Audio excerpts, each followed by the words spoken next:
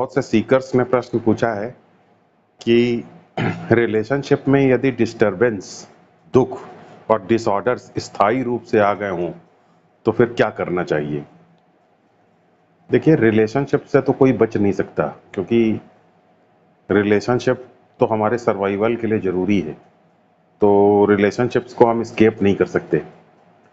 जब हम अपने आसपास देखते हैं तो हमको बहुत सारे लोग दिखाई देते हैं, जानवर दिखाई देते हैं, पेड़ पौधे दिखाई देते हैं, पहाड़ नदियां दिखाई देते हैं।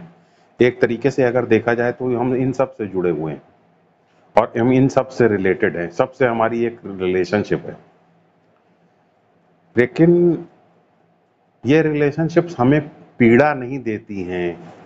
रिलेशनशिप में सैडनेस, रिलेशनशिप में डिस्टरबेंस और रिलेशनशिप्स में डिसऑर्डर हमको पीड़ा तब देते हैं जब रिलेशनशिप हमारे जीवन में बहुत ही सिग्निफिकेंट रोल प्ले कर रही हों। यानी हम अपने जीवन में जितनी भी रिलेशनशिप्स हैं उन सारी रिलेशनशिप्स को सिग्निफिकेंट रिलेशनशिप और इनसिग्निफिकेंट रिलेशनशिप दो पार्ट्स में डिवाइड कर सकते हैं। तो सिग्निफिकेंट या महत्वपूर्ण रिलेशनशिप्स वो होती हैं जो कि हमें दुख देती हैं अगर वो हमारी एक्सपेक्टेशन के अनुसार ना चले। लेकिन इनसिग्निफिकेंट रिलेशनशिप्स वो होती हैं जो हमेशा बैकग्राउंड में रहती हैं, वो हमें दुख नहीं देती हैं, चाहे वो ठीक चलें चाहे वो ना ठीक चलें। उनको लेकर के हम ऑब्जेक्टिव रहते हैं, तथ्यात्मक रहते हैं। तो ऐसी रिलेशनशिप्स जो कि हमारे लिए सिग्निफिकेंट हैं, उसमें जब हम किसी का अपसेट फेस देखते हैं तो हम बहुत ज़्यादा डिस्टर्ब हो जाते हैं। और जब हमारी एक्सपेक्टेशंस जैसी हम चाहते थे, जो हम चाहते थे वो नहीं हो पाता है, तो हम बहुत ज़्यादा अपसेट हो जाते हैं, बहुत ज़्यादा डिस्टर्ब हो जाते हैं। तो इसका मतलब हमें सिग्निफिकेंट रिलेशनशिप्स को लेकर के ही कुछ ना कुछ एटीट्यूड रखना है। अब अगर आप सिग्निफिकेंट रिलेशनशिप्स को भी देखें तो आप पाएंगे कि ये जो सिग्निफिकेंट रिलेशनशिप्स हैं ये भी हैं क्या फाइनली, ये भी हैं तो एक रोल सी। जैसे एक लड़का जो है वो अपने माता पिता के लिए पुत्र का काम करता है, अभिनय कर पुत्र का रोल करता है, लेकिन अपनी पत्नी के लिए वो पति का रोल करता है, अपनी बहन के लिए वो भाई का रोल करता है, अपने दोस्तों के लिए मित्र का रोल करता है। तो वो भिन्न भिन्न रोल्स में ही बटा हुआ है। यानी हमारी जितनी भी रिलेशनशिप्स हैं वो हमें एक रोल प्रोवाइड करती हैं और हम वो रोल जीते हैं। अब अगर आप इन रोल्स को देखें तो आप पाएंगे कि हर पल ये रोल्स बदलते रहते हैं। यानी हम कभी मित्र बन जाते हैं, कभी हम भाई बन जाते हैं, कभी हम बहन बन जाते हैं, कभी हम पति बन जाते हैं, कभी हम पत्नी बन जाते हैं। यानी हमारा रोल चेंज होता रहता है।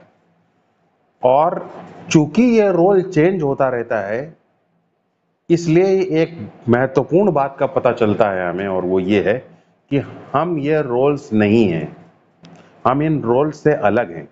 जैसे कोई आभूषण सोने का है तो सोना आभूषण में है, लेकिन आभूषण सोने में नहीं है। सोना आभूषण से अलग है, क्योंकि जब आभूषण नहीं था तो भी सोना था। उसी प्रकार से हम डिफरेंट डिफरेंट रोल्स करते हैं, लेकिन हम रोल से अलग है, क्योंकि रोल्स हर पल बदलते रहते हैं और हम डिफरेंट डिफरेंट रोल्स एज्यूम करते हैं। तो एक रोल हम छोड़ते हैं, दूसरे रोल में आ जाते हैं, फिर दूसरा रोल हम छोड़ते हैं, तीसरे रोल में आ जाते हैं। इस प्रकार रोल्स लगातार चेंज होते रहते हैं। तो हम रोल को धारण करने वाले हैं, लेकिन हम रोल है नहीं। ये बात बहुत ही महत्वपूर्ण है समझने के लिए किसी भी रिलेशनशिप में। तो इसका मतलब रोल्स लगातार चेंज होते रहते हैं और हम उन रोल्स को धारण करने वाले हैं। हम रोल्स को धारण करते हैं, लेकिन हम रोल है नहीं। तो हम हैं क्या?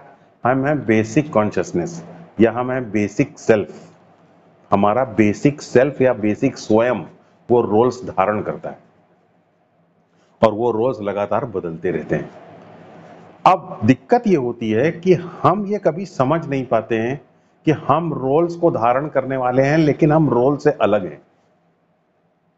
तो जब हम रोल से अलग अपने आप को देख नहीं पाते हैं तो उसका परिणाम ये होता है कि हम रोल्स के अंदर डूब जाते हैं। हमेशा हर रोल के अंदर डूब जाते हैं, हर रोल के अंदर डूबते हुए चलते हैं। यानी अगर रिलेशनशिप्स की नदी रिलेशनशिप लहरों की तरीके से है और वो लहरें नदी के रूप में बह रही हैं, तो हम हमेशा नदी में डूब करके चलते हैं, हम नदी के ऊपर तैर करके नहीं चलते। नदी के ऊपर तैर करके चलने का मतलब है कि हमें हमेशा याद रहता है कि हम इन रोल्स को, रिलेशनशिप के रोल्स को प्ले करने वाले हैं, रिलेशनशिप के रोल्स को करने वाले हैं, लेकिन हम रिलेशनशिप से अलग हैं। रोल्स को धारण करने वाले हैं लेकिन हम रोल से अलग हैं, हम बेसिक सेल्फ हैं। हम रोल्स को धारण करने वाले हैं, हम रोल से अलग हैं। ये रिलेशनशिप की नदी के ऊपर से तैरना है। और जब आप ये नहीं याद रख पाते हैं कि आप रिलेशनशिप से अलग हैं, रोल से अलग हैं, तो आपका सेल्फ रिलेशनशिप में डूब जाता है, रोल्स में डूब जाता है। और जैसे ही आपका सेल्फ रोल्स में डूबता है तो आप अनकॉन्शियस हो जाते हैं। और आप जब अनकॉन्शियस हो जाते हैं तो रिलेशनशिप आपको हर्ट, डिस्टरबेंस और डिसऑर्डर्स देना शुरू कर देती है। ऐसा लगता है जैसे कि डिसऑर्डर्स स्थायी हैं, जबकि डिसऑर्डर्स स्थायी नहीं है, डिस्टरबेंसेस स्थायी नहीं है, दुख स्थायी नहीं है, क्योंकि रिलेशनशिप के रोल चेंज हो रहे हैं। जैसे ही रोल चेंज हो गया तो दूसरी रिलेशनशिप इनसिग्निफिकेंट, दूसरी रिलेशनशिप सिग्निफिकेंट हो गई, पिछला वाला रोल इनसिग्निफिकेंट हो गया। तो रोल तो हर पल चेंज हो जा रहा है, लेकिन आप चूंकि उस रोल में डूब जाते हैं, अनकॉन्शियस हो जाते हैं, रोल के ऊपर नहीं चल पाते हैं, ऊपर नहीं तैर पाते हैं, इसलिए आपको ऐसा लगता है कि इसमें डिस्टरबेंस परमानेंट है, दुख परमानेंट है, दुख स्थायी रूप से हो गया है। तो जब आप ये याद रखते हैं कि रिलेशनशिप के भिन्न भिन्न रोल को मैं करने वाला हूं, लेकिन मैं इन रोल से अलग हूं, तो इसका मतलब आप कॉन्शियस हैं। और जब आप ये भूल गए कि आप रोल्स को करने वाले हैं, आप रोल्स को ही अपना स्वयं या सेल्फ मान लेते हैं, तो इसका मतलब आप अनकॉन्शियस हो गए। इसको एक उदाहरण से समझेंगे। जैसे मान लीजिए कि कोई फिल्म का एक्टर है। अब वो फिल्म का एक्टर बहुत गरीब आदमी का रोल कर रहा है, तो वो गरीब आदमी के फटे कपड़े पहने रहता है और उसके बाल उलझे हुए हैं और शरीर में जो है वो उसके डिफॉर्मिटीज हैं, बहुत दिन से खाना नहीं पाया है और गंदगी है उसके अंदर।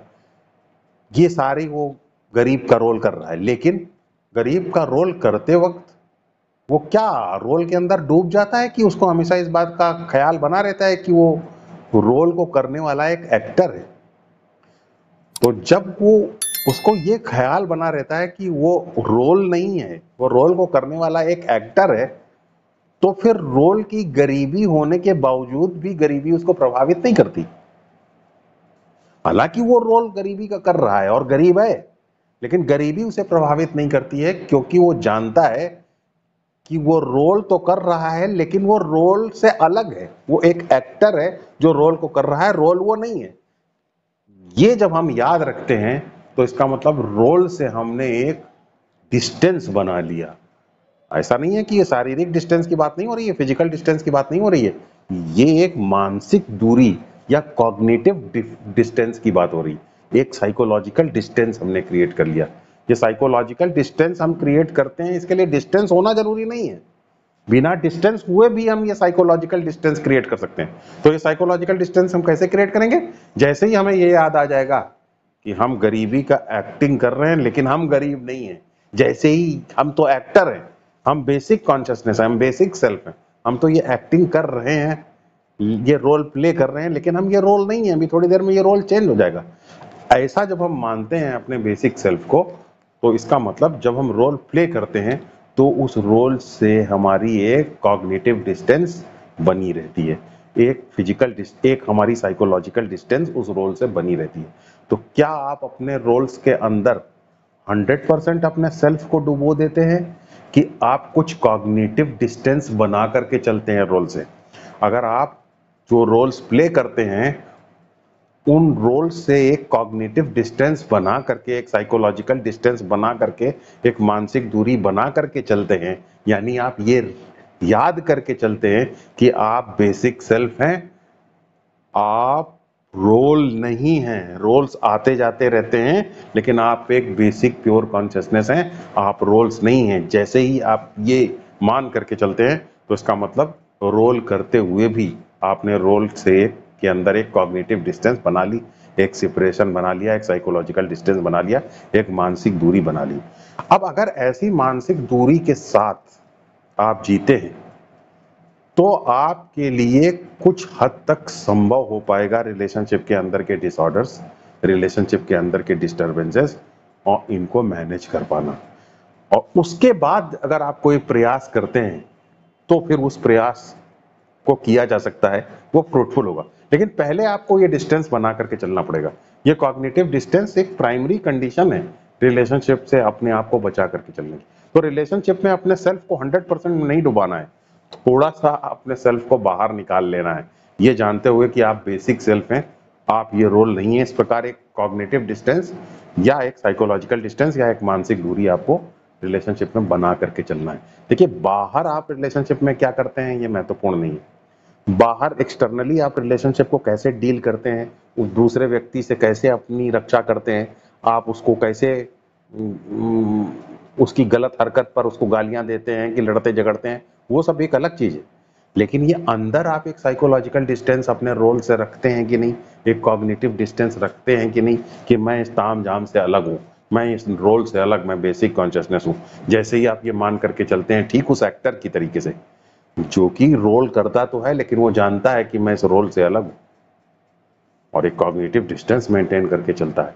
वैसे ही अगर आप एक कॉग्निटिव डिस्टेंस या साइकोलॉजिकल डिस्टेंस, मानसिक दूरी बना करके चलते हैं तो आप इस तरीके के रिलेशनशिप्स में रोल्स के अंदर डिस्टरबेंसेस, दुख और डिसऑर्डर होने के बावजूद भी उनसे प्रभावित नहीं रहेंगे, अप्रभावित रहेंगे, अपनी रक्षा कर पाएंगे, अपने ऊपर एक एंटी स्क्रैच कोटिंग कर पाएंगे और इन सब चीजों के बीच में भी आप